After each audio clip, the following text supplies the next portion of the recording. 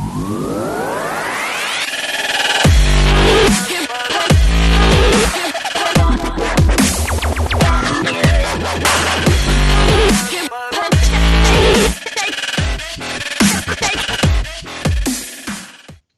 you arsehat, arse clowns, dick noses, weak sources, sleeve bags, butt munchers, cock muppets, cock shiners, dick cheesers, dick breasts, rump rangers, cock nobblers, butt monkey, toothmongers, and you clit splitters.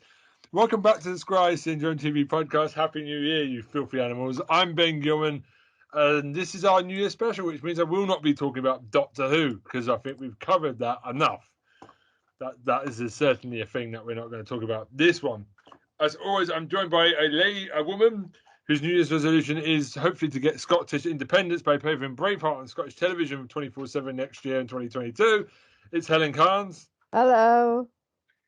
A woman that has told me her New Year's resolution is to start a new game where big buff Asian men fight each other in you throw balls and they go onto the fighting arena and try and beat the shit out of each other. It's called Titty Mon. It's Katara Chloe. Hi. And a man who has an addiction that hopefully in 2022 he can leave behind. It involves witches and loving about Nightwish. Hopefully he will kick that crack habit of his in 2022. It's Troy Salmon. What's up, guys? Titty Mon that killed me. I'm done. One take. That went okay. So Helen, do you think that Scottish independence should happen in 2022? Yeah, I think so. I was. You know what? I'm at risk of angering the Scottish contingent of our listeners. I wasn't for it at the first referendum. Okay. But seeing as the rest of the UK seems to have decided to completely act against their self-interest at every turn, then I think, yeah, go for it. Yeah, excellent. Why should English people tell you how to run your country? It should be like separate. But the thing is I think I was against it because the Scottish vote had always kind of levelled out the English vote, so it kind of added a moderation to Britain, and not like an overseeing moderation, like made Britain a bit more moderate, and that always kind of helped balance things out. But it wasn't working like that anymore. Okay. Well, Let's start with a little bit of politics there. Yeah, lovely start. So, yes, Troy. Oh, I'm just pressing buttons. So, I was saying, are you guys okay though? Are you guys all right? You guys doing okay today? Yeah. I thought you wanted to ask a question. No. Ways of acting. There's monkeys over on Tara Chloe's bit. Anyway, so I accidentally pressed the react button on the Skype call because I was trying to bring down it had a menu pop up and I clicked the wrong place. I was meant to click in a white space, so it just and then some penguins started dancing while Helen was talking about politics. I do apologise. I'm not mocking you. I promise. How was everyone's Christmas? It was good. Really good. Chilled. Yeah. Chilled, and this is probably the most chilled Christmas I've ever had. The Grinch. Chilled out. Okay. Well, I'm here for some New Year beatings today. We're going to go over the best of 2021. Yeah. You know, like I know some of you are most probably screaming right now and going, "Oh shit, here we go again." But hey, it's like you over time, Tara's bored. That's great. Professionalism, it's always. Over time, during a year, your opinion can change. You can reflect. You might have a different opinion on things that you like. So, at the start of the year, you might hate by the end. So I just want to go through some of our greatest hits. So I know Helen would most probably want to start with post-season 3. Yeah, oh yeah, definitely. That was one of my highlights this year, for sure. The only thing that I watched and then watched again straight afterwards, I finished it and then I watched the whole thing again. I'm a big Pose fan. Because I loved it so much. I don't think we've ever talked about Pose where you've been on the show before. I don't think so, no. Yeah, but I'm a big fan of Pose. Because I've called Benny's like literally done 1 hour Pose. I fell in love with Billy Porter. Oh, isn't he wonderful? It's a great show. It's got humour in it as well. It's not all just dark, we're all going to die of AIDS. Like, It's a Sin, which we will talk about. But, It's a Sin was dark. At least. Yeah. I just think it's the first show to kind of examine that community where all the actors have been part of that community. So I think most of the time when in films or television show where there's been a lot of transgender characters, most of the time they've been played by actors who aren't transgender. And but in for this one, as well, they don't do. Yeah, but on this one, they made sure that every single person who was playing a transgender character was trans themselves. So it's opened up the world to all this talent that perhaps wouldn't have gotten the same recognition if they hadn't have had that opportunity.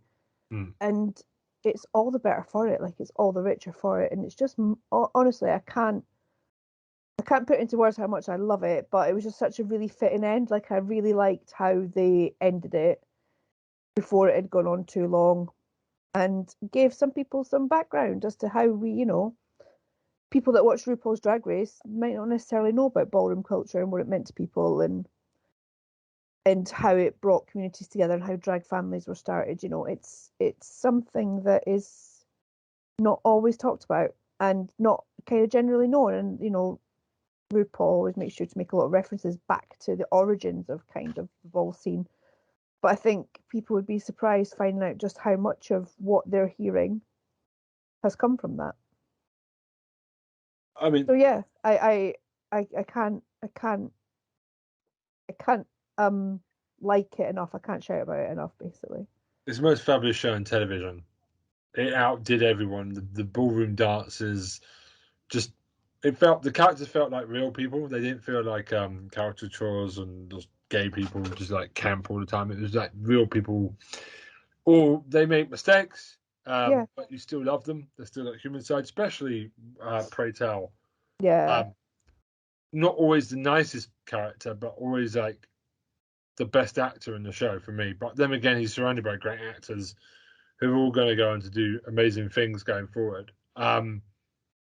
It's a powerful when they have arguments. It's powerful, and I love the main mother. Oh, Blanca. Blanca, and the other one, I can't remember her name. Electra. Electra's got just the best lines in the whole show. Electra Abundance reading people to filth is something that I would watch on a loop forever and ever and ever. Absolutely wonderful. I love it. I love it. They even turned the bit where she accidentally kills the guy in her gimp room into the suitcase, and it's still funny. Well, that's based on a true story. That actually happened. There was a drag queen who died, and when they were clearing out their stuff, they found a body in their wardrobe. Wow. And it's an actual real thing that happened, and it was because the person knew that, as a trans person of colour, I'm not actually sure if they were of colour, but a gay person of that time, the police wouldn't be too interested in what they said and what their version of events, so just locked them up, same way, sealed in a little box in the back of the wardrobe. But that is based on a true story. So yeah, absolutely loved it, and such a fitting ending, and everybody kind of got a lovely ending as well, which is kind of quite rare these days too. So I'm really pleased with it. I do feel like a lot of people have gone, "Oh, can we have a fourth and fifth?" But sometimes the shortness of a series, you just get 3 seasons. That's all you need.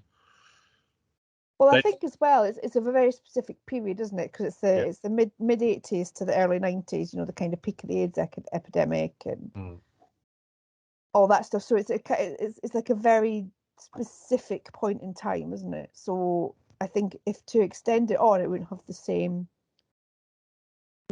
drama, or it would just be stories that are told in the same time. And everybody's. I mean, I would definitely watch a series of Electra's Adventures with the Mob. That is a spin-off. If we're going to have a spin-off, Electra becomes one of the top mobsters in New York City is definitely something that I would watch. Top mobsters.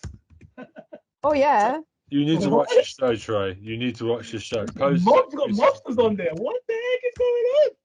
It's a great show, man. This main character, one of the main characters is Electra, and she's just amazingly in charge all the time, and she's just one of the best.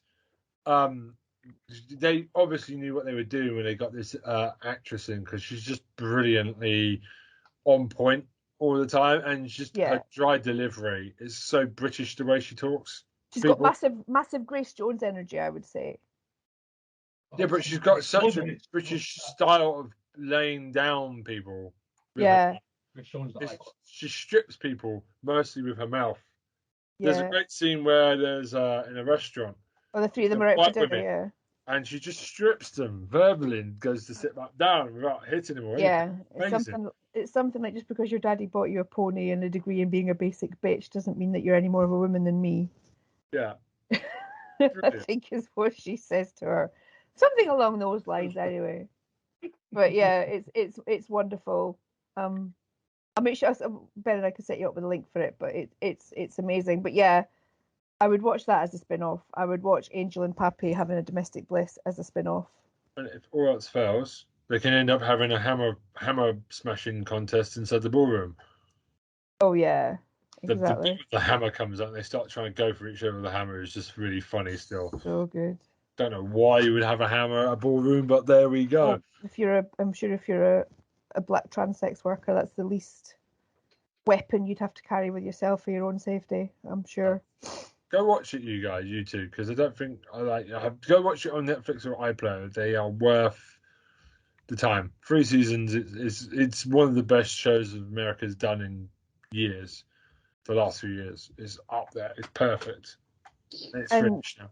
What I'm also enjoying as well is that some of the actors have been popping up in the Ryan Murphy verse as well. Have they?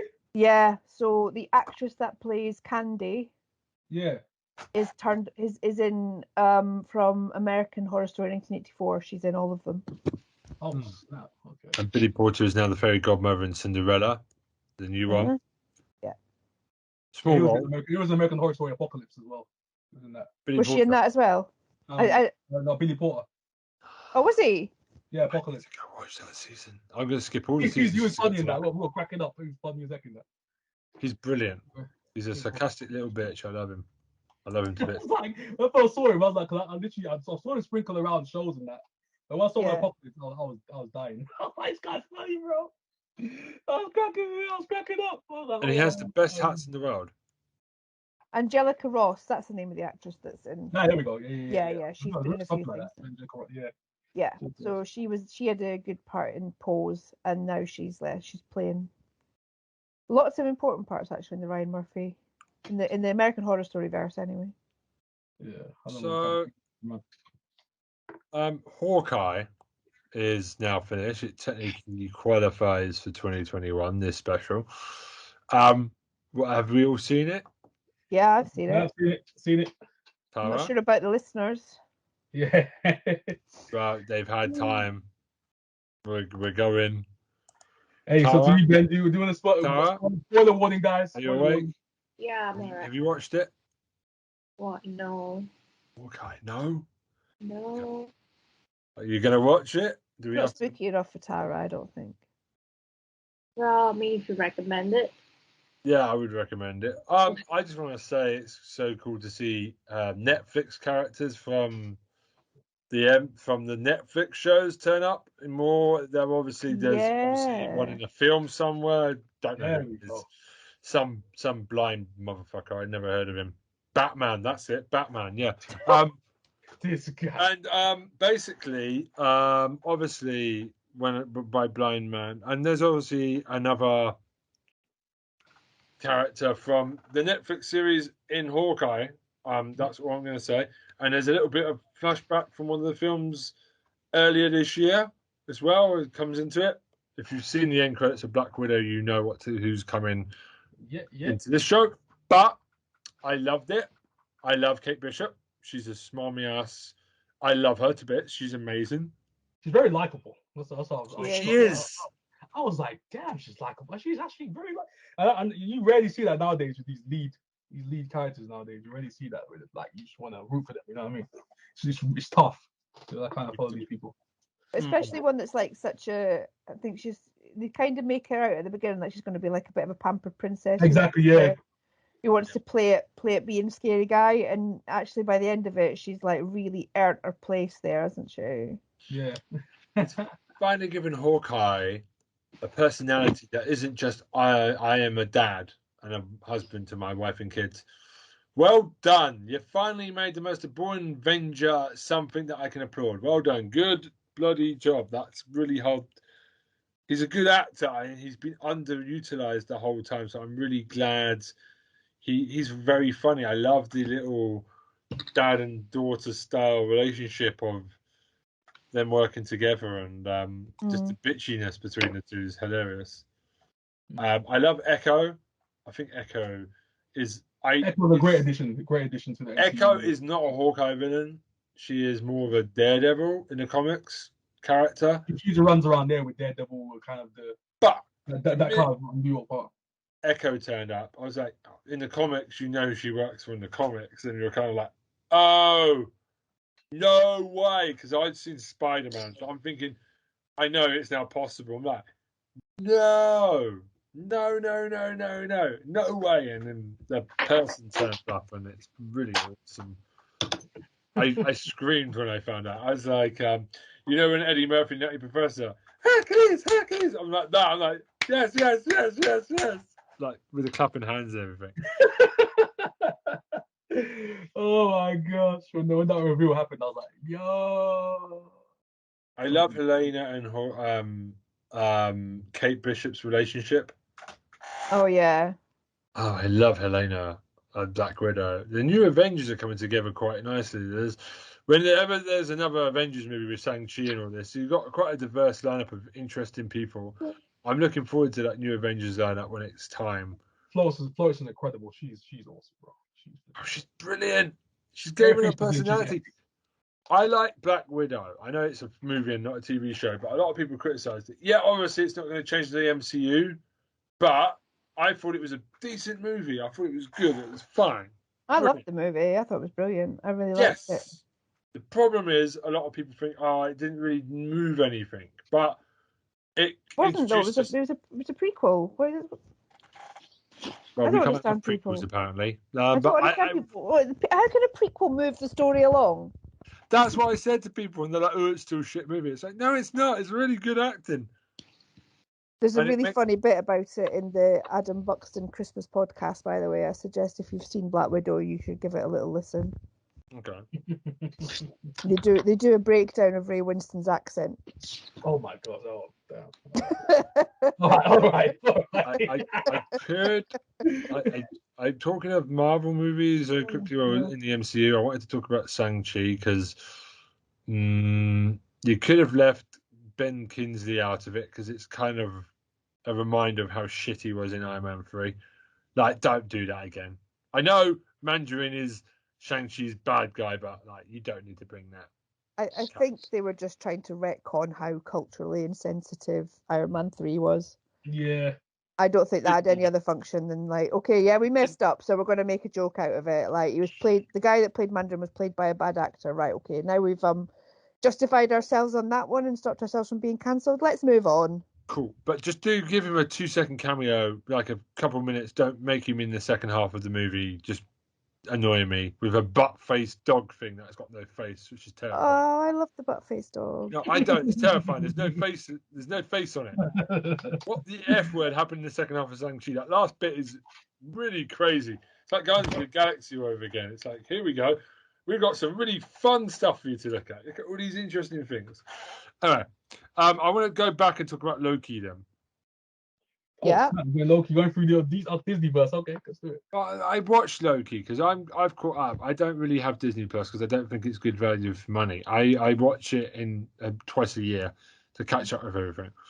But Loki, I love Tom Hiddleston, and I'm glad that they found a way to bring him back. I love Owen Wilson. Owen Wilson's always got such a nice charm about him. He's always good. Anything he's in. So I screamed on the train. Because there is a classic Loki. Yeah. I'm going to say it now because unlike Hawkeye, I'm going to spoil the shit out of this. You've had time. Richard E. Grant. Is that Richard E. Grant there? It is. It's like, just the Lokis, and I love all that stuff. I love how you had the full gear on. Richard E. Grant. Richard E. Grant, full gear on, real. Having the time of his life. What a fantastic actor to get. My partner was saying to me, like, I hope Richard E. Grant's all right if he's like I hope he hasn't got tax problems if he's doing like little bit parts on Loki. And I was like, he's having the time of his He's life. just chilling out. He's having fun out here. That's what he's doing. He's Like, just do you having, think, you don't need like, hello, it's hi, Richard. It's Jim from Marvel. Yes. You haven't heard what the part is yet. I don't care. Yes, I'll do it. Yes. I'll do whatever. It's like you get the call. You're gonna get shot as a bystander in 5 seconds of Spider-Man 4. Okay, yeah, I'm there. I'll be there. I'll die. I'll be a person in the background screaming. He was on Christmas Blankety Blank, and he was having an absolute ball. Like, he was loving it. He was there, like, demonstrating the 3-piece suite that they were like. That was a prize. He was like there, like, pointing and everything. I mean, it was just so clear. He was loving it. What a man! What a legend! I love Sylvie, and I love the fact that Loki fell in love with himself, a version of himself. Yeah, typical Loki. Loki in a nutshell. Okay. I love the villain at the end, because obviously that has massive ramifications for the whole Marvel universe as the next big bad Thanos villain. Great acting there. I didn't expect him to be in Loki. I know he'd been cast, but when he turned up there, I'm like, time travel, right? Obviously, this is the guy that you bring in for this one. Yeah, it was really good. But you know what? If he comes in, you know what he's gonna bring right with him. You know what he's gonna bring. What Kang brings. Who does Kang bring? What's his roles gallery? What's his enemies? Who's his enemies? Who usually has to go against? I'm not that big a fan. Fantastic Four. Yeah, I think the Shang-Chi thing that's following the bracelets is a Galactus. That kind of thing. Yeah, fucking say it like that. I think it's Galactus, mate. But it's interesting to see, because if you know Kang's history, if you know his lineage, where he comes from, then that Fantastic Four thing's gonna be a weird tie-in. If you know what I mean. So we're gonna start Mr. Fantastic's gonna go. That's gonna be weird. But yeah, I loved him in Ninja Turtles, Kang. Like, he's doing a great job. Like, all the variants and, you know, the Technodome and being a Marvel supervillain, and yeah, it's a shit joke. I'm just going to keep going. But, like, I want to go back to WandaVision, because WandaVision is something Helen said off camera that we were discussing. Like, I'm watching the old Netflix Marvel stuff now, because apparently I have to watch everything because it's all coming back. I need to know everything. I found watching the 13-episode seasons is really grinding my gears, because you have to watch it one a day to be able to keep going.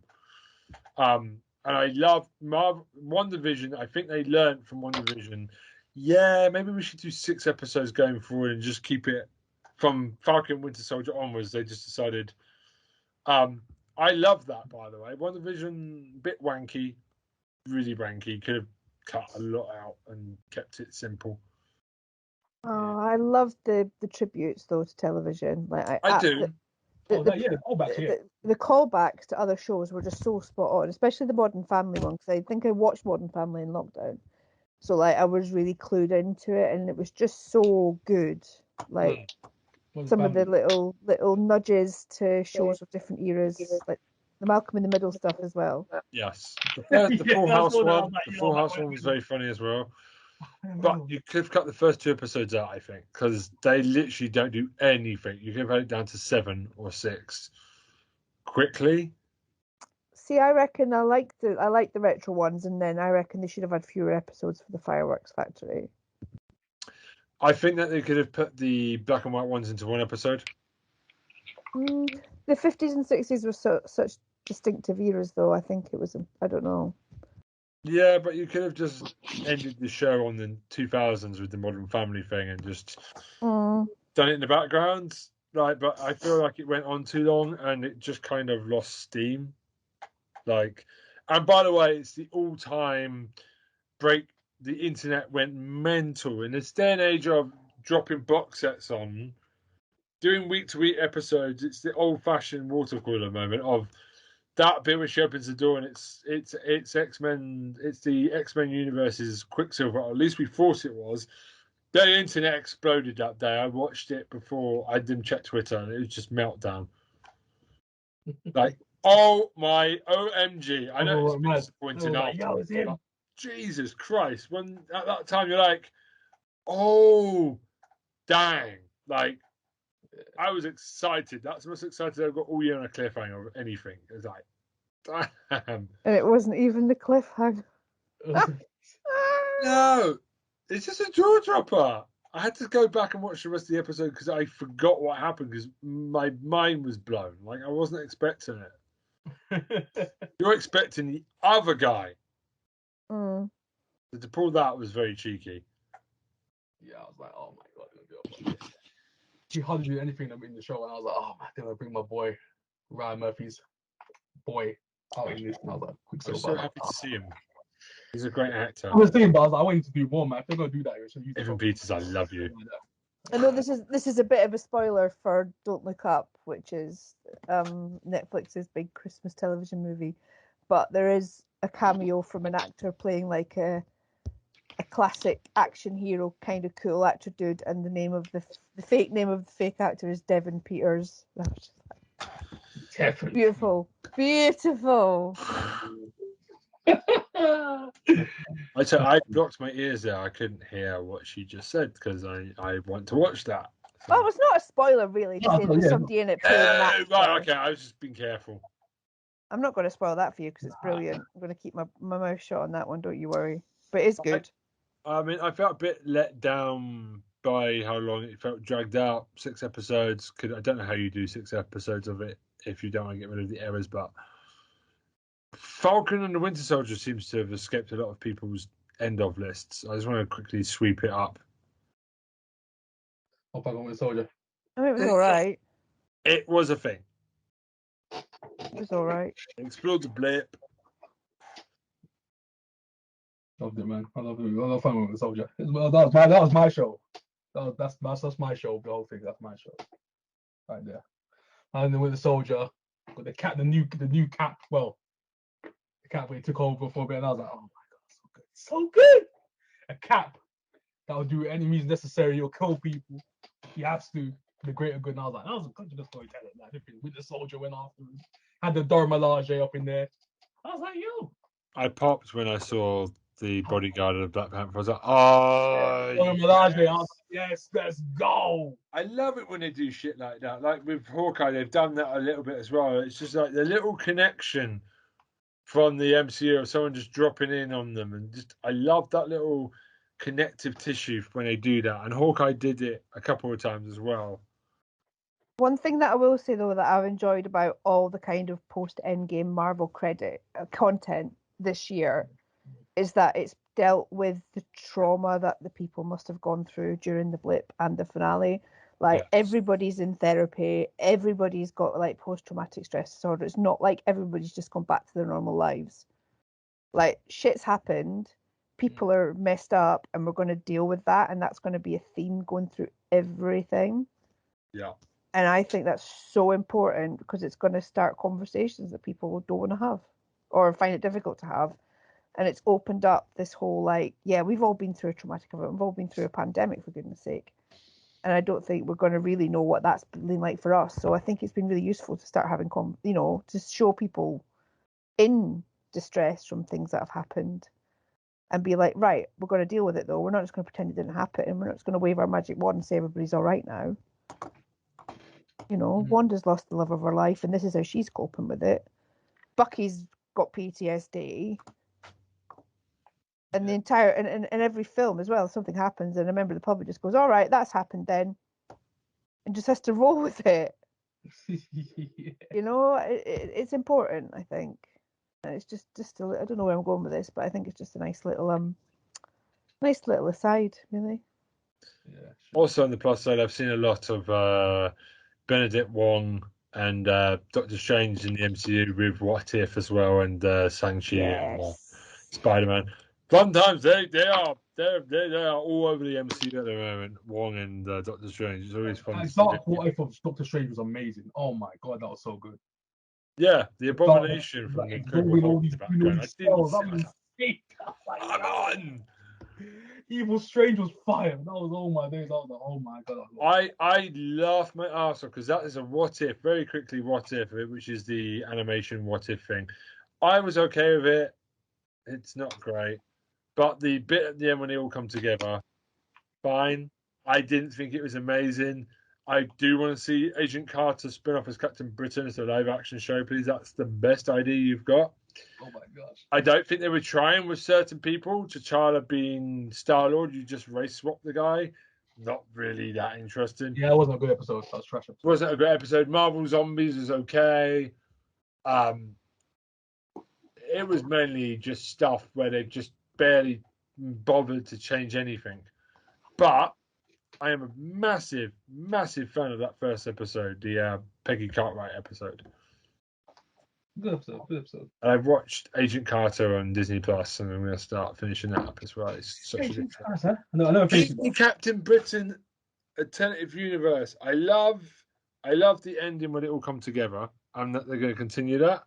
But it's a bit confusing because you did share the Doctor Strange episode, and that is obviously going to tie into next year's film. So that was literally there just to tie in there because of what you're going to see. It's a little bit mixed up. What if? I wish it was live action. Be better. But then again, you would have to give Chris Evans a lot of money to come back. And really, people don't want to do that now because the more films they do, the money goes up. They're trying to keep that all down. Plus, as well, you can make it. You can literally get people to phone it in. Like, you don't need to have everybody in the same room to do voiceovers, do you? No, exactly. Okay, let's get off the Marvel train. Toot. Let's get off this Marvel train because we are done with Marvel.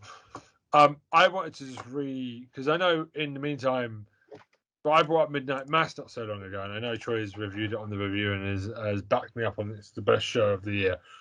Besides Squid Game, we're doing this. So, Troy, what do you think of Midnight Mass?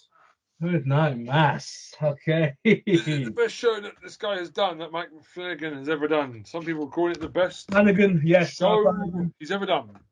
The show, yes, it is. Midnight Mass is the show. I had to reflect on it.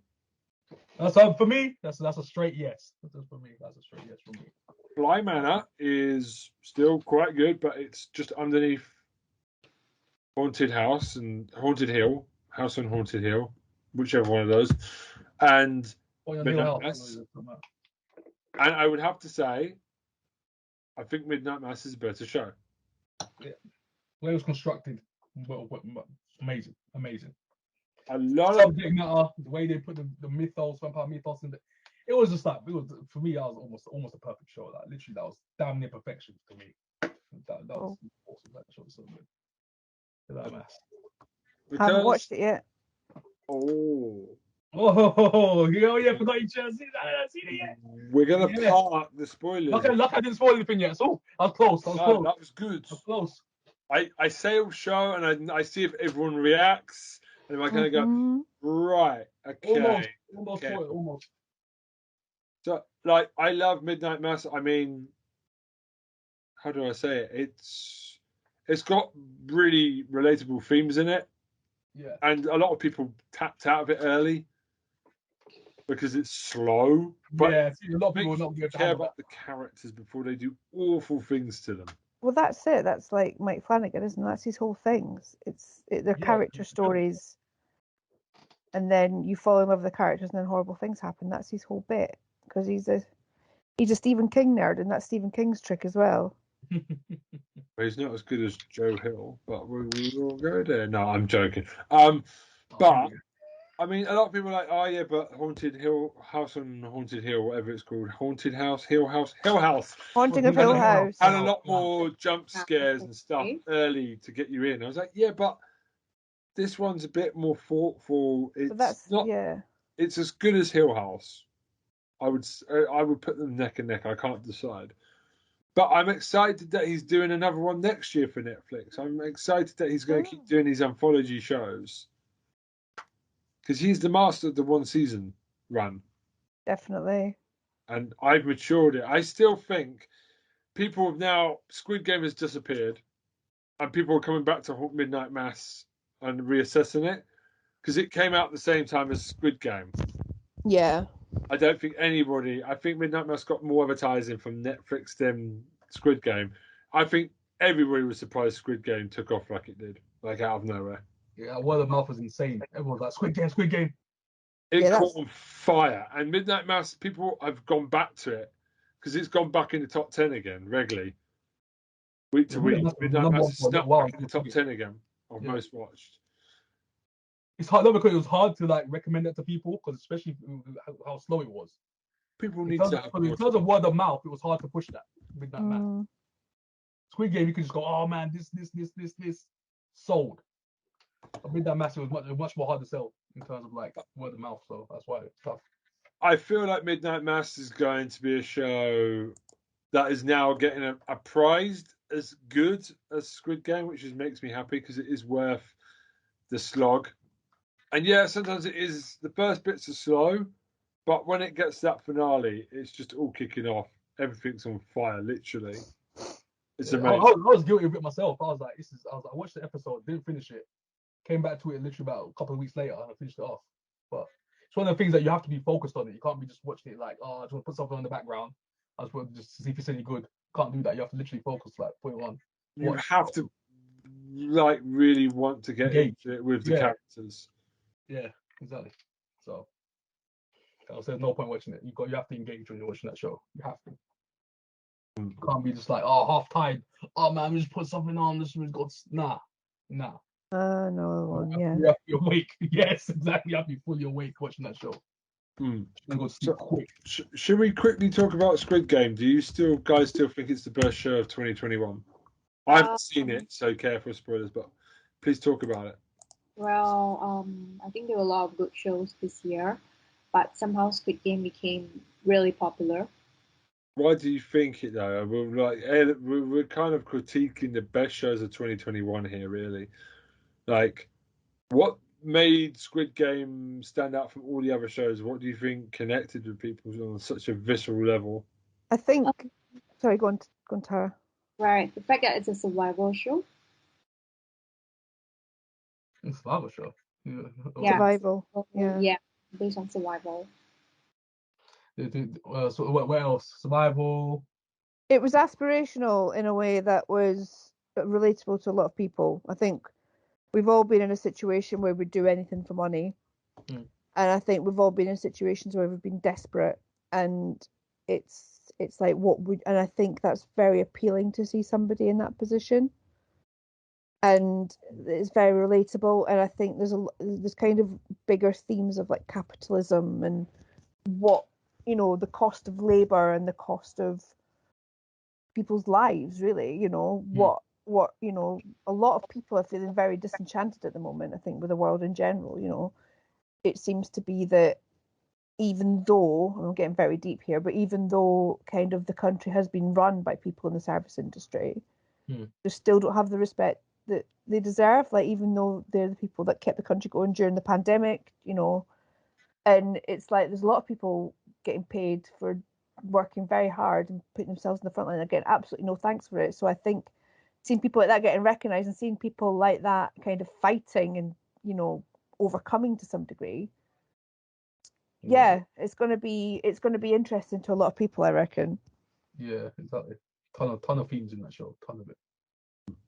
So it's not overrated in your opinion at all? I don't think it's overrated. No, I get it. I get it. Why it was so rated so highly. I get it. I fully understand it for sure. It's the same reason that Parasite did so well. People want to see people getting one over on the rich, on the man. Exactly. I love that movie. That movie, Parasite. Oh my goodness. But yeah, it's a similar kind of thing. That's why those Korean kind of dramas get over so well. Because Tara's brought up a lot of Korean stuff this year. Mm-hmm. So, like, Tara, you've brought up Hellbound before. Yeah. Other shows. How do you feel like now you've had the whole year to think about it? What type of shows you've watched this year that were made in 2021, like, do you think stand out? Okay, so this year actually I watched a variety of shows, and I'm going to make a few picks actually. So this year, if I'm not wrong, I actually watched a few crime documentaries, and to be frank, right, some of them were Korean drama as well. Okay, so right, yeah. So maybe we'll talk about Hellbound. Okay, right. It's actually popular because of the concept that it's not a love drama. It's more on like supernatural and people being condemned to hell and something interesting to see. And some people actually being sent to hell for no logical specific reason. And the reason maybe why a lot of people like this is because as I mentioned, that it's something different and it's not the typical kind of love show. Mm. Yeah. But as one thing that we don't understand is that why do people get sent to hell for no reason when they haven't really done anything wrong? Mm. Yeah, it's a great concept as well. I love it. Plus, Hellbound was awesome, bro. Yeah. You still don't know where they've gone. That's the thing. You still don't know where they've gone. They say this stuff. They've gone to hell and all this, but you don't know if they've gone to hell. They could be going to you could be going to a spaceship. They could be going anywhere. They could be going anywhere. Okay, right. Because you're also saying technically we still don't know. And season 2 is coming up as well. And the way they ended that show, I was like, oh snap. But yeah, so it's very the premise is intriguing though, The fact that we're left with a cliffhanger at the end of season 1, but it's too short actually. Personally, I think it's too short. Just 6 episodes. Do you think you could have used more? I think they could do a bit more. Let's say up to 10? Yeah. That's a good number for me. Now. Yeah, I was surprised how short she was. I was like, man. They can't because they had 2 stories in one season, which I found interesting. The way he did it.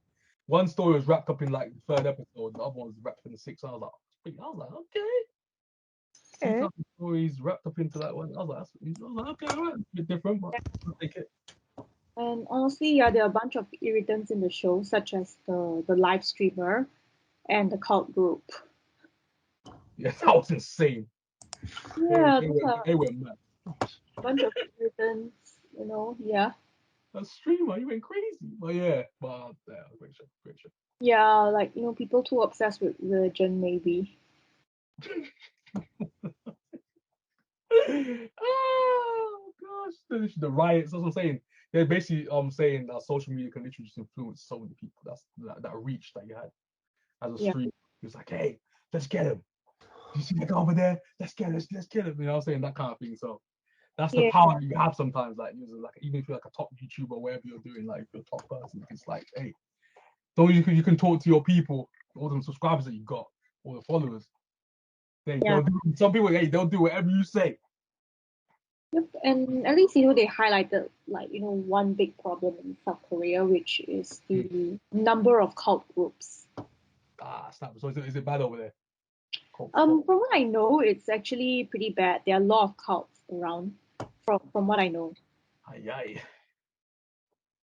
Yep. I was like, so obviously, if you're saying that now, then obviously touching on that as well. So I was like, snap. I didn't know it was that bad over there, to be honest. You talk about I think you brought up a cult show before, isn't it? I think you brought up that one time. Yeah, right? Yeah. This show actually highlight the cult. Yeah, and because actually for this year, there's a lot of shows available on Netflix, and I've been actually watching similar Korean horror movies, which highlight cult groups as well.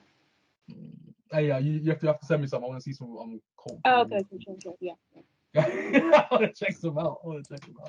So I'm doing a Korean binge right now. I'm going insane. I'm going crazy right now. I'm watching a ton of them. Alice in Borderland is quite similar. It came out the same year as Squid Game, and that got swallowed up. That was last year though. Alice in Borderland. Yeah, but there was a nice kickback when it came to Squid Game because it was people were like, it's very similar. Oh, is this Squid Game too? And it's good to see a lot of people again, Midnight Mass. There's a nice kickback from Squid Game to go check something different afterwards. Yeah. I mean, Alice in Borderland came out way before it came out at the start. Yeah, that was first. Yeah, because that came out first. And by the way, people keep saying Squid Game came first. It didn't. You dumb fucks. Alice in Borderland got there first. Borderland released first. Actually, they both shot at the same time, so no one. Release date, yeah. People can't say Squid Game copied it because it was filmed at exactly the same time. Literally, that is just, there's not much you can do about that. But I'm really glad both get a second season because they're both going to go off in different things now. You know what I mean? They're just different enough. And I'm so excited Alice in Borderland got a second season announcement. Yeah. Because I can tell you, because it's based on a manga, and I'm really excited that gets a second season because they left. I don't know. I can't speak for Squid Game, but they left it on a massive cliffhanger where you need to tell a second season to completely, properly tell people what's going on. I think with Squid Game, you could go either way. Small. Yeah, you could go either way. You could go either way. If Squid Game never came back, it would still be a complete story. Exactly. Yeah. That's the problem Alice in Borderland would not be able to do then because they absolutely need a second season to at least tell that story. Because if they didn't, wow, it would be like when I watched Marianne, the French horror series. Oh, that one. Shit. You know the one? I never saw it. That bloody really seriously. busting status quo changer, and they didn't come back, and it's just like, what could have been? Yeah, I got cancelled. Yeah, I heard about that. Yeah, don't get too cocky, people. When you're doing the season finale, make it so that you can take it or leave it. Yeah, they were saying season 2 coming. I was like, nah. Alice in Borderland swung big, and I think it's really good that they announced the second season for it because they'll be able to cover it. I'm very interested to see what they do with it for season 2. And no, it's not a poor man's Squid Game. Shut the fuck up. Like, I'm going to watch Squid Game. I'm sure I love it. But Alice in Borderland, it's its own thing. So I'm defending it's its own thing. It's not Squid Game. It's not Squid Game. No. Sorry, I'm so sick and tired of people calling it a poor man's Squid Game. I'm not having a lot of people have been claiming that, yeah. People are stupid. If anything this year's taught me, people are fucking stupid. But that's okay. So what do you guys want to talk about next from this year? Okay, so recently there was a new release on Netflix called Bogasau. It's another Korean film. And I can pretty much say it's like a Korean version of The Witcher, of a buff guy, Asian version, and slaying monsters. What is it about buff everywhere? This is now called the Buff Asian Podcast. Did you say he's a Korean Witcher? Okay, so he is kind of like a Korean Witcher. So his name is Hwal, Hwal. He was born an outcast, and cursed by a monster called Bogasau. So this is back in I think it's the Goryeo, the Joseon dynasty, back in Korea last time, where it's medieval, and everyone is in their robes and costumes, and there are a lot of monsters to slay. So that's when they start slaying monsters. So this is really like the Korean Witcher, because Witcher is in the medieval ages, as we mentioned. Geralt doesn't bathe. Yeah. So in the end, so what happens to this guy is that he actually finds the monster that cursed him, which is in the form of a woman, some random weird lady.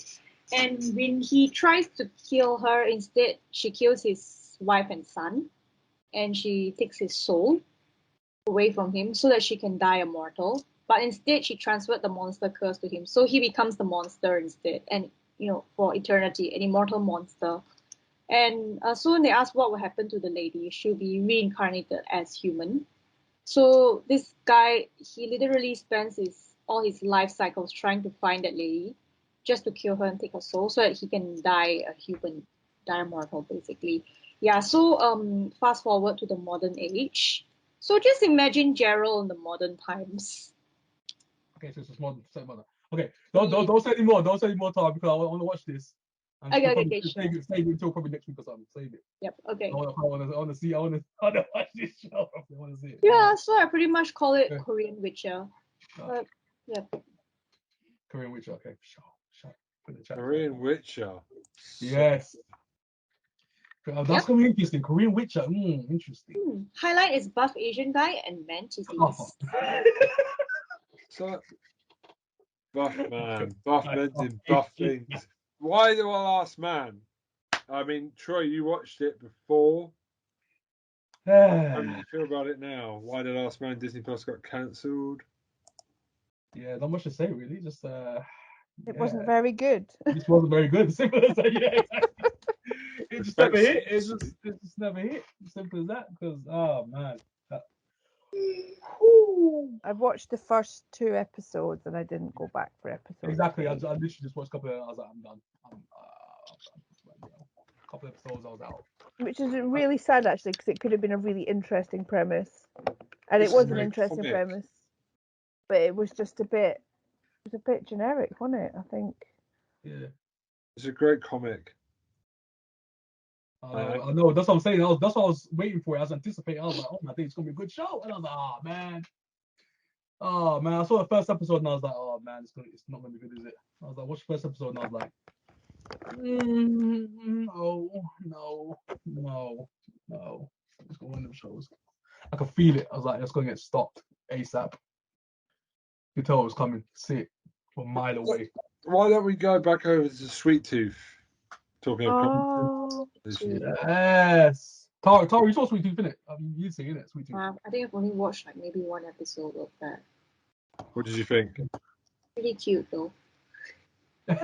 Is it still one of the best shows of the year, you guys, after having time to think about it? Because you guys were very I think it was one of the best shows. Yeah. Sweet Tooth was epic. I love that. Yeah, it's a great show. It's a wholesome show, you know what I'm saying? So, you know, so watch with the fam. You know, I think I like to think of it as a sequel to it's a sequel to Utopia for sure. Oh, Utopia. Utopia, no, that is an underrated show. Yeah, people are underrated. Yeah. What Mr. Rabbit did next. 2 seasons it got, right? Yeah, that's yeah, absolutely. Definitely. I mean, The Serpent was a big show, but I haven't seen it, so I don't know if anybody wants to step up to talk about that show, The Serpent. Serpent. I didn't watch that actually. No, It's on my list. Okay, we'll move on to the next one. No, I want to talk about It's a Sin very quickly because It's a Sin was so good. Sorry, go on. You're going to disagree with me. Ben's like, is it? He's like, really? Is it? Ben's like, was it? He's like, was it though? it was, but it didn't. What it missed was the humour of Pose to lighten it up a little bit. But like that's the difference between the British and the American style. I think it's a good way to look at both shows. I mean, I thought it was really well done. I just want to give a shout out to Keaton Hawes' performance in the last episode is spine tingling. One of the best episodes of the year. A totally human response to a difficult subject matter, and they did the really amazing trick of making her sympathetic but still difficult to like, but not making her a monster. And I think that's some good writing. Russell T Davies has done well here. I love the characters. It made me smile. It's tragic, obviously, but like it and Pose go together really well. Like I can see why it got a lot of awards. I just box setted the whole thing in a day with my wife. We adored it. And they all got very good futures, the actors in it. I think they're all going to go into massive acting jobs in the future. And who doesn't love the Doctor Who bit where he's filming Doctor Who? Little wink. If only we knew that Russell T Davies was coming back. It's like he knew way back when they were filming it. I'm coming back, bitches. Little wink. Doctor Who, yeah. And I cried at the end. I did as well. Cried my eyes out. Just like season 3 of Pose did as well. Like, it made me sad. I mean, the thing is as well is he did what Russell T Davies does, doesn't he? It's getting to know everybody, getting to love them, and then watching horrible things happen to them. Just to get the gut punching even harder. That's what he did with Cucumber. That's what we need in Doctor Who again. But I'm not going to get into Doctor Who. We're not even talking about Doctor Who today. I'm going to I'm not doing it. Has anyone seen Maid? Yes, that's on my list. Mace. I've not seen it yet. Okay. Oh my goodness. No spoilers, but absolutely worth it. But like, make sure you're in a good place when you watch it. I'm never in a good place when I watch stuff. I like to get emotionally devastated. It helps me feel like a human being. Oh well, the Maid will do the job, right? Fantastic. I love being a cry little bitch. If you make me feel something, you've done the job. Okay, sex education. Obviously, we're all sex education fans up in this house. Yes. How do we feel season 3 went? I felt vindicated that it's still as good as it's ever been. Oh yeah, definitely. And it went to some places as well, didn't it? Like it really dealt with a lot of gender issues. I think that had been missing from the first couple of series. Yeah, and it dealt with things I didn't think we needed to talk about, and I think that's great. I said that I don't know if we spoke about it when you were here on the podcast, and I think this is just before your time. I originally said season 3. I love how they keep putting new characters in during the seasons, and then they somehow get something for everyone to do that means something. They're not just a token. That's incredible. Every character had a plot arc and was in the show somewhere doing something. It wasn't wasted. Yeah, you need that. That's incredible writing. Sex Education is the best British show of the year for me, I think, nearly. Mm-hmm. Oh, definitely. And a lot of stuff about disabled sex as well, which doesn't really get talked about at all. Yeah. I am mad in there that Otis and we don't quite get them together yet. I just fucking give it to me. That's like give it to me. It's not got. Oh, come on! They got to stretch it out for the next season, haven't they? Yeah, come on. See, because we've got fans like you, Ben. We're gonna stretch it out for fans like you. To me, though, it's Ben's gonna wait until the last second. We're gonna give it to him in the last possible moment. It's like, oh yeah. You want it? Come on. Oh, Daniel. Handing the keys. Yeah. No, you want the keys? Go in the lake and get them. It's extremely ironic that you're being edged by sex education. This is true.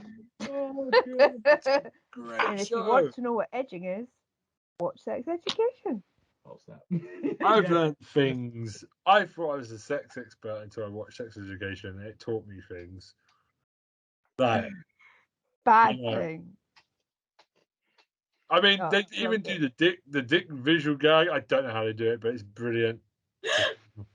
They repeated it from season 1. What, you magnificent bastards. I love it. I don't even think Maeve and Otis are the main characters in the show. It's all about Adam and Eric for me. Oh, that's the best bromance of all time, those two. They're not Adam and Eric are not bromancing. They're shagging. I thought you meant. Oh no, I thought you meant Otis and Eric. Oh, Otis and That's not a bromance. That's just a man's. Yeah, I know. Otis and Eric, I love them as best friends. They're so sweet together. I love this entire show. I even love the fact that they. I love Eric's my favorite character of the year. He's a great actor. I just love Eric, especially when he starts laughing, throws the bicycle on the floor, and starts laughing for no reason. It's brilliant. His reactions is amazing, and he can play really good drama as well. He's not just a comedy sidekick. He's just properly brilliant. That bit where he goes to Nigeria, the bit is amazing. Oh, that's wonderful, isn't it? Great episode. It's just fantastic, and I'm so happy we get a 4th season. Let it continue. Just let this show continue. It's amazing. What about The Witcher? Oh yeah, The Witcher. I was waiting for this. I haven't seen it. I picked it so Tara can talk about something. Tara was ready. She was ready. Yes. The Witcher. Okay, where do we begin? First thing, Superman. Second thing, Henry Cavill's body. Third thing, man titties in the bathtub scene. Oh boy. I mean, to be frank, the highlight is Henry Cavill's body, right? The man's also got a face that can act. Yeah, and you know what's the best thing about his face? It was actually voted the 6th most handsome faces in the world. What was the other 5? For this year. What was the other 5? Okay, the first was a dude from Myanmar, and second, an actor from Myanmar, and second was Thor. Who? Thor or Chris Hemsworth. Chris Hemsworth, yeah, Thor. Yeah, I can see that. V from BTS. 4th was another dude, I don't know his name. 5th was my favorite, Jungkook from BTS. And 6th is The Witcher. The guys from BTS are like plastic Ken dolls, though, I find. They don't have a beard or look at all. You should think not to have a beard and Yeah. There's nothing wrong. There's something wrong with pop idols and their shiny faces. It looks like they've had work on it. That's not a man. Proper man, Chris Evans. That's a man. Are you seriously He telling served me? you drinks on his tits. He just walked down with his biceps and his bouncing them. Ooh, Puts them on Captain the bar. America is juicy, especially I watched Proper Captain hair America. man there. Hair. Not some Are you seriously telling me plastic that you don't pen think doll. that Chris Evans has had no work done at all? Yeah, Like, but it's not as come obvious. He has a on. beard. He can shave. He has. I But don't know. actually, I like Chris Evans without beard. I don't know Hot why. pants look like they were manufactured on a bloody assembly line. Sorry, they just don't look human. Oh my god. It's like chisel jaw. Sorry, BTS, more like BS. Yeah. So, no, but if you like them, obviously, again, you showed me that picture on the WhatsApp group, Helen. So maybe, Tara of Big Muscle Man that we all thought was the titty man until you corrected us. But like, From Monster X. that sounds like an energy drink. What's that? What's a Monster X? Is the name of a dude, and he got number 21. Dude, that sounds like a name of a penis. Monster X. Monster X. Here it is. Frat dude thing from like a. X. What are we going on? What's going on? Monster X does sound like a soft drink for goths.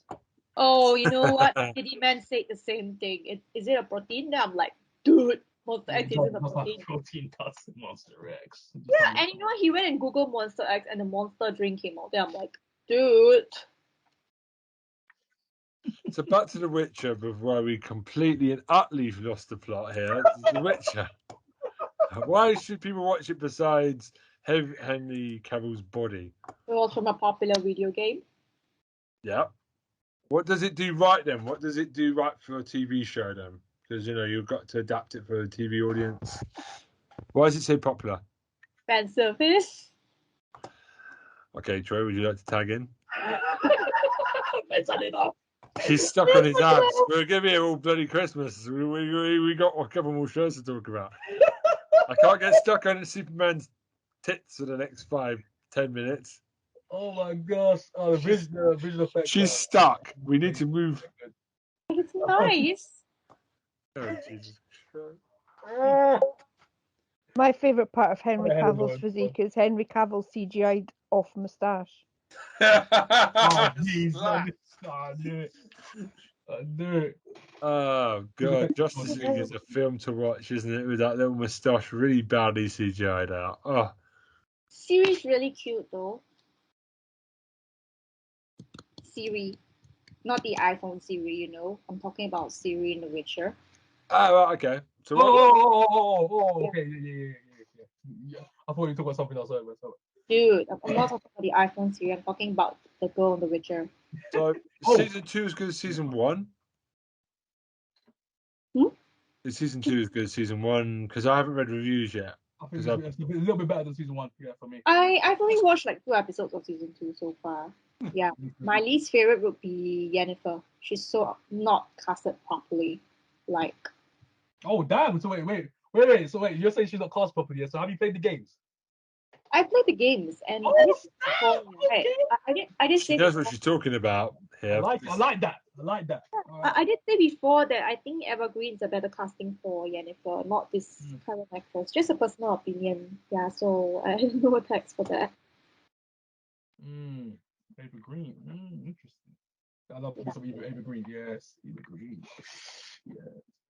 But yeah, but Jeff, I like Jeff is in this season, in the second season. She's doing okay. I like Jeff in this season. I like her. She's doing well. This season. She's solid. This season. If you haven't seen it, for sport, I'm not trying to say any spoilers, but yeah. I'm going to give a shout out now because I don't think I'm going to talk about it next year. Well, there's a third season of it, but yeah, North and Queens. Season 3, yeah, they approved that already. Yeah, North and Queens with Aquafina. Okay. Northern Queens. Nora from Queens. Oh, Aquafina. Yeah, I know her, right? She's grown on me a lot this year. She's her nan is basically an Asian Chinese American family set in New York, Queens. Oh, what surprise! Spider-Man. Maybe she can hang out with Spider-Man in the next Shang-Chi movie or something. Right. She's now part of the Marvel Universe. Yeah. Wait, which movie are you talking about again? Oh, she's in Shang-Chi. She's really good in it, actually. So Awkwafina is obviously a rising star from Crazy Rich Asians and various stuff now. She's actually half Korean though. Okay, my apologies, but it's clearly a Chinese American family in the show. But she's really, really funny, and she's got a voice like a 40-day smoker. And her nan is like the best bit of the show because low key, you know, the support characters are normally the best part of any comedy show. Like they give them a little bit each episode. Okay. Her nan is just so slaps down, and she takes no shit from anyone. And there's a bit where we find out her origins. And if you've seen Chinese Asian romantic shows, you've seen all the flower petals and all the lovely ding dong and all that. Like, you know, the cheesy credits and all that. And they literally introduce every character like that and just take the piss out of it, where they do very slow, elaborate, hey, it's the postman or whatever's going on. Like, The postman. it's just really funny. And I know some people say Awkwafina is beginning to grate on their tits a bit with like her way of talking, and her comedies always seems to be the same. But I love the show. It's 10 episodes per season. It's something that I was going to talk about, but I've seen 2 seasons of it this year, and it did land in 2021. And I just want to kind of give her a big ups before we end the year. It's really undervalued. There's a lovely episode set during the pandemic, where she's away, and then we find out the pandemic's hit. I guess season 2 was shot during the pandemic, but there's a bit where she comes all the way home, and her nan's on her own. Like they don't. This is obviously back in March 2020, I guess. The timeline. It's a really touching end to season 2. It's just to get home to her grandma during the pandemic and COVID and everything, and it touches you in the feels. The dad's really funny. His relationship with his girlfriend's quite funny. Go watch it. It's brilliant, and it does all the Asian jokes. Like, because it's written by Asians, they have a pop at all the countries, not just China, everyone. It's just really funny. And we have discussed it a lot on this podcast about if it's written by the people behind the background, it's okay to take pops. Yeah. Like those jokes, if it's the right person writing for it, and obviously it's an Asian everything. So yeah, good job. Loving it. Very politically ambiguous though, careful. You know those Asian countries, they love hating each other, so it's going to be fun. But like, yeah, really good, really good show. Nora from Queens, I put a shout out there. I also want to go because I know Troy again copied me because this is what he does, and he claims it on his YouTube channel. It's his original idea. Behind blue eyes, behind her eyes. My little sister told me about this. My little sister told me about it, and I was like, "Oh my gosh!" I was like, "No," because she told me about it months ago, and I was like, I put it off. I was like, "Nah, watching it," and then so that's when I watched it literally recently. That's when I got on it. I was like, "Oh, snap! This is a great show. We're missing out." Okay, so I'll ask, right? Okay, do you think Awkwafina is an Asian who has adopted black culture? Just your opinion. Yeah, I've read online. I did have this. Or maybe she's just from that certain part in New York. She does. I think some people will come down on her because she does talk a certain way, and I have noticed it. But it's a very American way of speaking, I would say. Yeah, it's more American. I think it's more American urban. Yeah, than that's black. exactly what I think it is. Because I had this discussion with my wife earlier about it. Yeah. I knew I was going to talk about it. And it's definitely an urban American woman way of speaking. Right. Because I was arguing with this misogynist who, looks like Jabba the Hutt. He kept saying Awkwafina is an Asian who adopted black culture, and she tries to act black. Then I just said she's an Asian American. She's from New York or from that part, and I think she's just Asian American. No, she's not specifically adopting any culture. Yeah, but this guy is stupid anyway, so we got into an argument about that. I definitely think it's what Helen said, because I was trying to figure out how to say it. Yeah, urban street American, definitely. I don't think she's having a pop at trying to adopt anything. She's not. Yeah, I don't think so. Think she's adopting a what do you call it? Culture. She's just urban street talking American. Because you see it in a lot of American shows. I've seen white characters just talk urban American. It's something. Definitely agree with Helen on the. Yeah, I think it definitely says more about the guy you were talking to because I think the reason that people are saying that is because she's not acting as people would believe a stereotypically Asian person should act. Yeah, most probably, yeah. Like she's got a mouth on her. She's being loud, she's talking back, all that stuff that people don't see usually or don't expect Asian people to do. So if she's acting like that, then she must be appropriate in other culture rather than creating her own. That's it. So it's quite a narrow-minded viewpoint. So it is. Yeah. If you want to go back, go back to that misogynist and you tell him that he's being a misogynist by saying that. Yeah, exactly. Turn it around and say to him, "Hey, you're expecting an Asian woman to behave a certain way. She's acting independently of what a stereotype is. She's breaking a stereotype, if anything."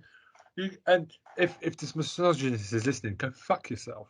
Well, the thing is as well, it's like first generation immigrants too. Like the first generation, yes, they're from but it's the second generation that are born here that are, treated as outsiders a lot of the time. Yeah, I know. Trying to identify with other people who are treated the same way. It's yes. Yeah, that's all that's happening. And to say that that's appropriating another culture is reductive at best. Yeah. She's from Queens. Asian American, Asian British. She's from Queens. She's from Queens, exactly. Like you don't say. That's how people from Queens talk about it. Have you ever seen Spider-Man? Have you not seen King of Queens?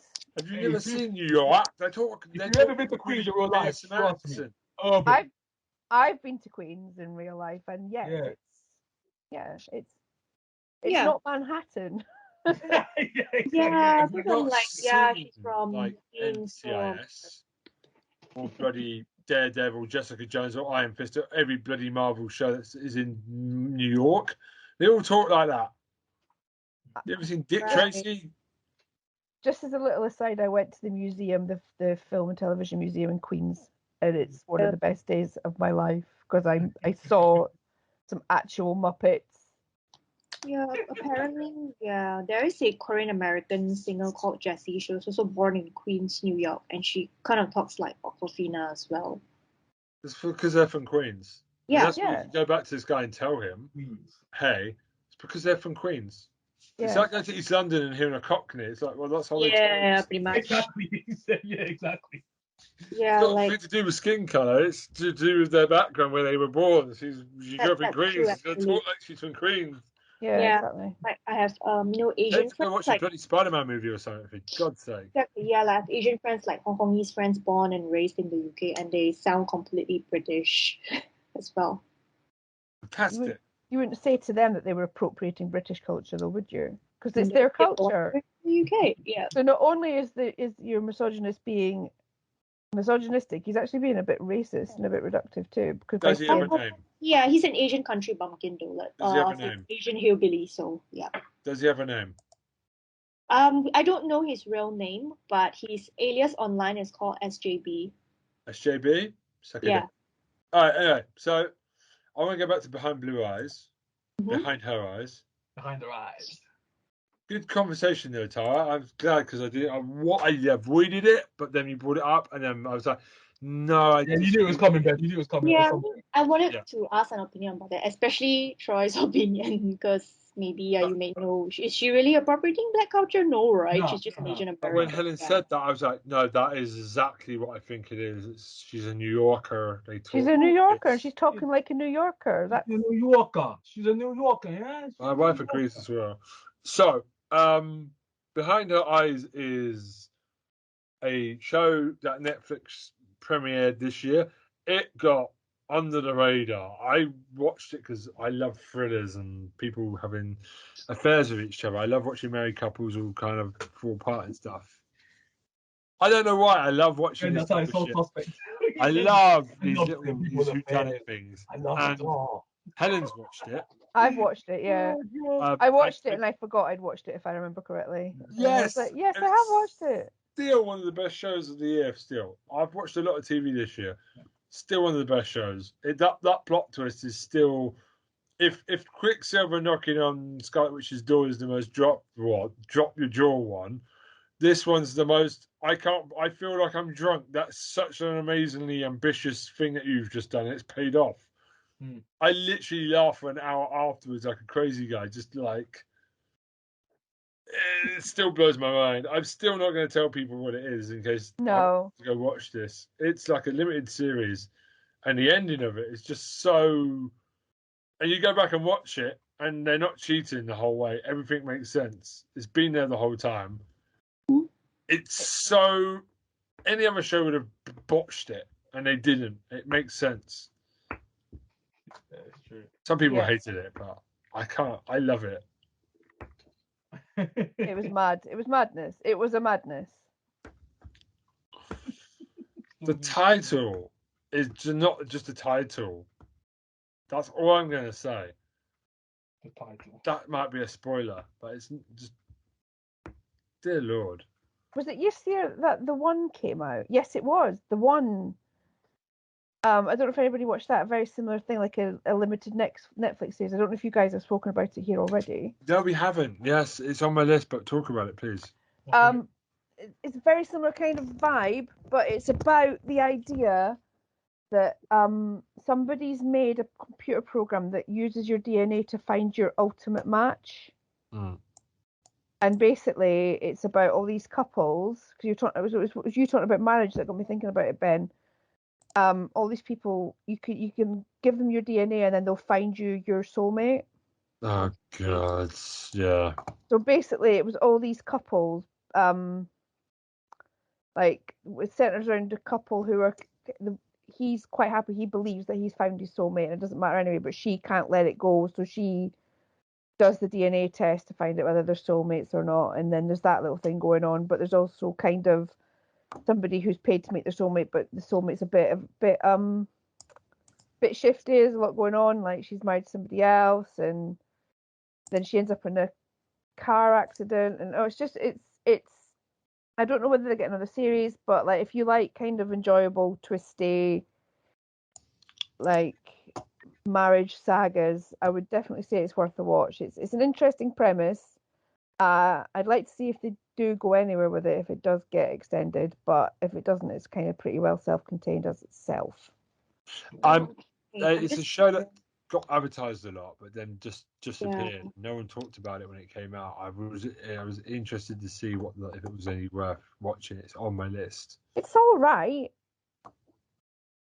Yeah, it's all right. The people that I know that have watched it were kind of going, "Oh, that was really good, wasn't it? It was quite interesting." And then because it doesn't end on a cliffhanger, but it kind of ends on a bit of a kind of we could end this here and it would be an ambiguous ending, or we could extend it kind of thing. So it's very much in that same vein. Like I think if you enjoyed Behind Her Eyes, you might enjoy the one. Okay. The science fiction element's quite fun as well. If it doesn't have the theme tune of "You're the one and only," oh jeez, theme tune, I'm gonna be disappointed. Guaranteed to fall in love with. I'm just wondering what's the correlation between DNA and soulmates. You've seen it, Tara? No, I'm actually checking. No, I'm trying to remember. I think it was just more about like compatibility on a kind of on a molecular level. Just trying to remember, I'm That's just trying to what look I at watched how it. the correlation goes. Like, it's one of those things that they kind of explain it away with a wave of a hand. It's not really that. If you look too closely at the science, Yeah. it would entirely fall apart. So the things like, yes, believe it. Believe it. That can happen. So them things. okay, I'm actually reading some of it right now. Okay, what are they saying? Right, people send in saliva swabs and their DNA is tested to genotype human leukocyte antigens, also known as major histocompatibility complex. These are important regulators of the immune system, which also impact our body odor. So you need to be attracted to someone with good body odor. Oh, it's like pheromones. Yeah, I think I've seen something like this before, like years ago, maybe something about liking your partner's body odor. Yeah. And your child will be genetically healthy. So I'm like, okay, First of all, the person is smelly. Why would you even go near or date No, the person? you just need a baby that looks like a bloody professional wrestler. You do. I That's think what it's you like need. a subcon. I don't think it's like a stink. I think it's more like you kind of recognize somebody's scent, like an animal's recognize Yeah, each yeah, other's like scent. yeah, the scent of it. Yeah. Like dogs sniff each other's butts to see whether they're going to be friends or not. Oh, okay. You mean this? Yeah, like that. Yeah, Okay. but that was Why this do we year, always wasn't talk it? about butts when this woman's on this show? She's butt obsessed. I don't know. Do you like what is it? I'm trying to think of the show with the butt person. Man Down. Oh, I was thinking more of There? He- There's one over here. You love that butt dog from that butt dog thing from Shang-Chi. What a butt? Oh, the dog, the moppy dog. Yeah. Why don't you get one of those? Oh my gosh. thinking more like Tina Belcher from Bob's Burgers, who is into butts. Oh yes. Oh. It's a real dog. It's a hush puppy soft toy. It's a hush puppy. Yes, indeed, it's a You hush and puppy. butts. I bet you in Batman and Robin when they did the whole suit thing and the butt bit, you're like, yeah, I'm a butt girl. That's brilliant. What? Tara Chloe's the incredible butt girl. That's what I'm just gonna Oh. Butt gang. Butt gang. Go on, Tara. Go on. Okay, Oh. I think I think we mentioned Nora from Queens, and one of the things that I'd like to do is like a quick little comedy tour of the things that I've enjoyed comedy-wise this year. Sure, go for it. Yep. So obviously Ted Lasso, borderline comedy. It's got funny bits in it. It's supposed to be comedy, not all funny, but actually really entertaining. I really enjoyed the second series this year. Yeah. I also enjoyed What We Do in the Shadows, the last series of that. Oh, I haven't watched it. Oh yes. I love That's something I film. keep avoiding. I keep avoiding it. Absolutely Oh, amazing. I have to So watch it. good. Yeah. So funny. And of course the final series of Stathlet's Flats on Channel 4 this year. Who? Stathlet's Flats. Starlit Flats. Stathlet's Flats. Send it to me afterwards. I'll write it down. It's fine. I'll stick it in the group chat. But it's Jamie Demetriou written by and acted by, and it's about a man. I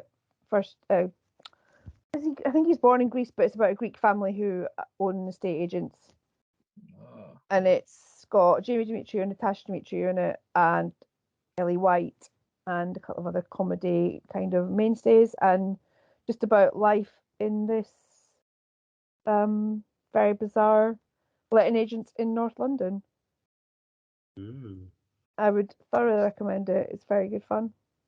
What is in the shadows, man? I can't believe I'm still avoiding. So for some reason, I'm just not watching it. I have to watch it at some point. It's really good. It's so good. Like Kevin Novak is brilliant in everything. Like you got Kevin Novak, you got Matt Berry. Yeah. Like what are you waiting for? No, I don't know. I know I'm gonna love it. But for some reason, I've got so many things to watch. I just bypass it. I see it and I'm like scroll across and I'm like, oh, what am I doing? So for those of you who don't know about What We Do in the Shadows, it's about a coven of vampires who live in Long Island. And it's a lot of it's to do with kind of like really petty vampire squabbles, and like the Council of Vampires, it's all kind of the same kind of bureaucracy as you'd get anywhere else. So it's about a coven of vampires that have to live in Long Island. Most of them are blood vampires, but there's one emotional vampire who's called Colin Robinson and is just the most boring man in the entire world. And it's about them, and it's like a mockumentary with them and their familiar Guillermo.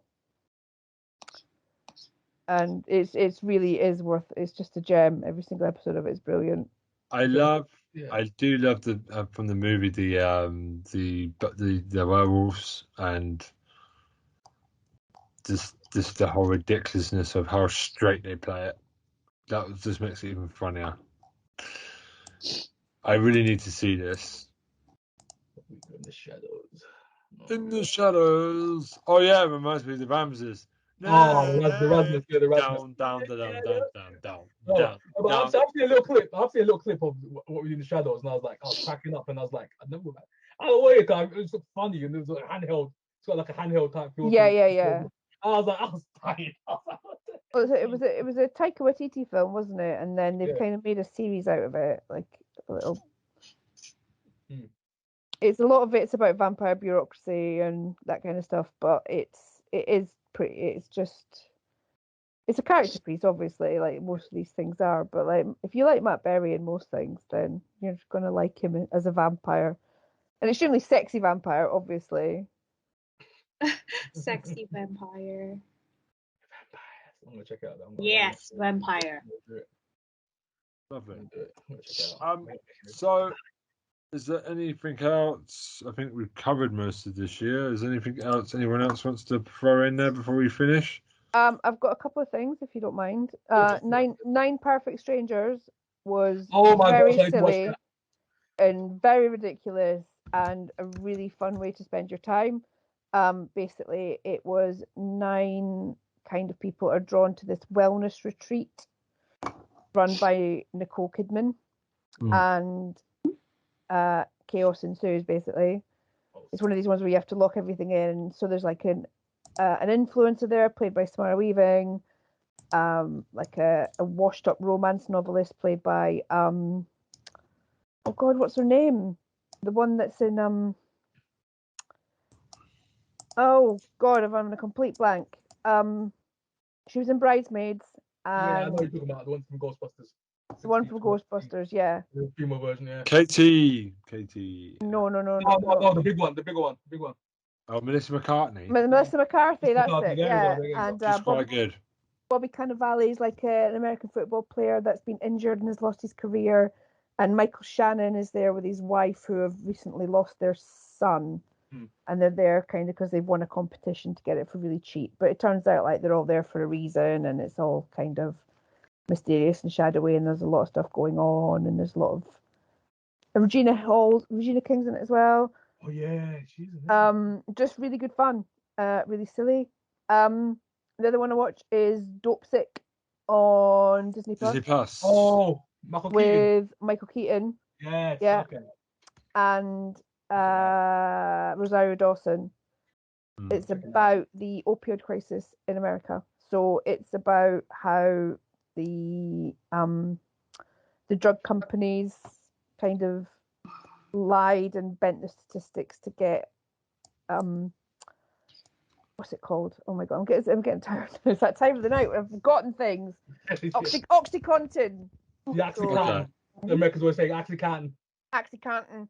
And it's if you don't have your head in your hands at least 4 times an episode, then you're not watching it properly, because some of the things that they get, the shit that they just try and get away with, and the blatantness of the drug companies just being like, right, okay, so if it's addictive, we can just say that it's suitable for long-term use, right?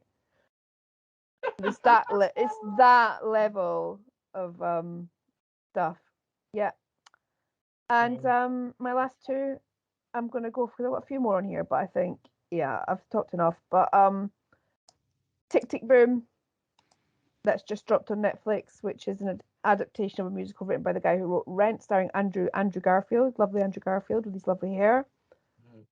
Worth an hour and a half of your time. And I'm going to end on a similar vein with my absolute TV highlight of the year, which I've talked about before. It's Inside with Bo Burnham. His Netflix pandemic special that came out this year. It's just perfect. I think I must have watched it 7 or 8 times already this year. And if you haven't watched it already, then get on it. Get on it. Get on it. Get on it. Do. So. And I will be checking that you've watched it, because it's like I'm evangelical about it. Oh God, is this going to be the new? Have you seen Lucifer, Troy?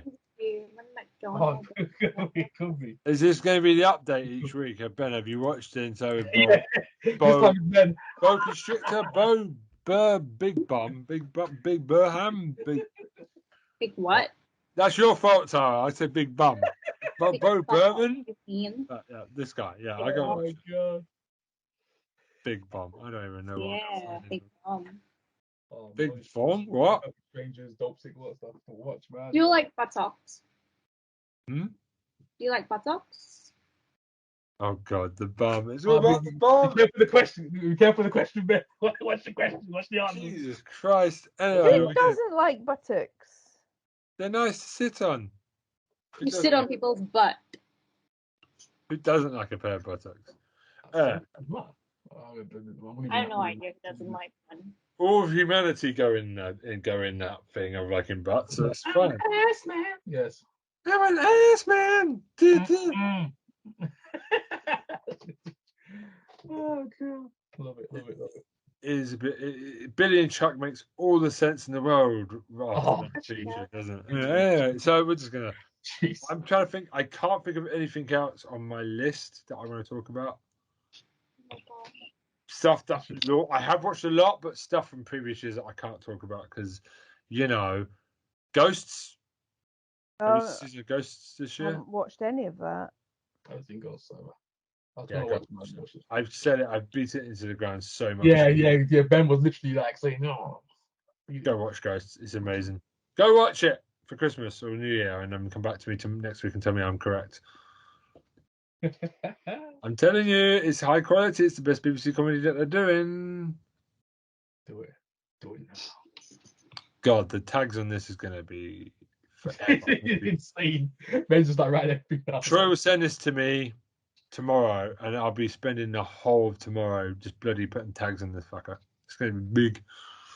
What are your New Year's resolutions? I know I took the piss out of all three of you earlier, but what are your real? It's an email from Jackie from New Zealand. Thank you very much for the email. Just wants to know our New Year's resolutions. Thank you, Jackie. I tend not to make them because I find me too. I don't make them. Undue pressure on myself doesn't really help. Yeah, if I have to do it, I'll just do it. I'll make videos of it like that. To be honest, I don't really make them. A collective one then for the podcast. How about we do collective ones for the podcast next year? I think we're watching Lucifer, aren't we? Yeah, and we've got to make sure Tara doesn't bring up. Yeah. Her new thing will be buttocks next year, apparently. It'll be the new titty butt. So the titties with the asses. The butt tits. The butt titties. The ass man is We started it now. The ass man is coming. I want to talk about his ass. The ass woman. Man, the ass man cometh. She's the titty ass woman. The ass man cometh. He's coming right now. It's an ass. Yep. Check it out. It says hi. Oh my god. Dogs. Oh jeez. I mean, what we've achieved this year with the changes we've had and everything, we're still kicking. It's been pretty good. Tara's definitely the dynamite of this podcast in terms of you throw in, you never quite know where the blast radius is going to be and where to stand. Doing a podcast each week with Tara Chloe feels like a bloody minefield. You really don't want to put your foot on the wrong bit. We're in Mad Max right now. We're in Mad Max territory right now. Wasn't there a song called STDs, STDs? Oh my god, see? We're calling this the arse-drome. The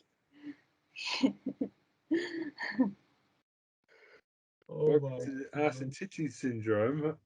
My favourite Tara Chloe bombs are the ones that you don't realise have gone off until about 5 minutes later. Yeah, there is a song by DJ Assault, Ass and Titties. I love how Tara did it again this week. You know, when you've said something, and you then go to the next thing, and then she jogs you back, like with the Nora thing. Yeah, you're like, what? She's really good at that. She waits, and then at the most inappropriate time, and I love you for this, Tara. She just drag you back from what you're talking about and just be like, hold on, I want to come back to this point. I love it. Tara, you're chaotic. I love it. Timing is real.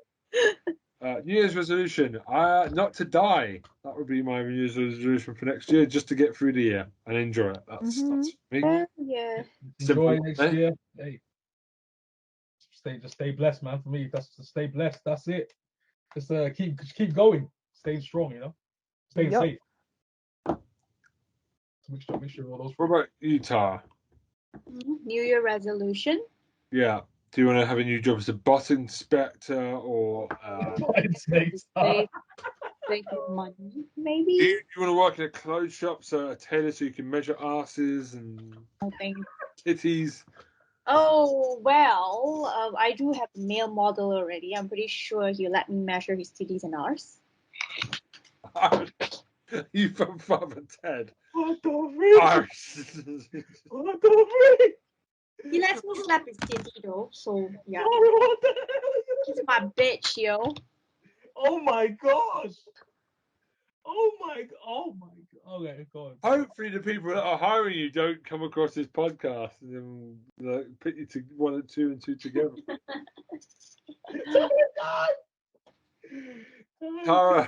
Tara Curry needs to go and work in a gym so she can get her first. Oh my god, going to the gym would be gold. Yeah. That's it. All Tara the working sexual in the gym. harassment lawsuit. Oh my god, that'd be Yeah. incredible. So Going to the gym would be that incredible. gym from Tara Curry will be amazing.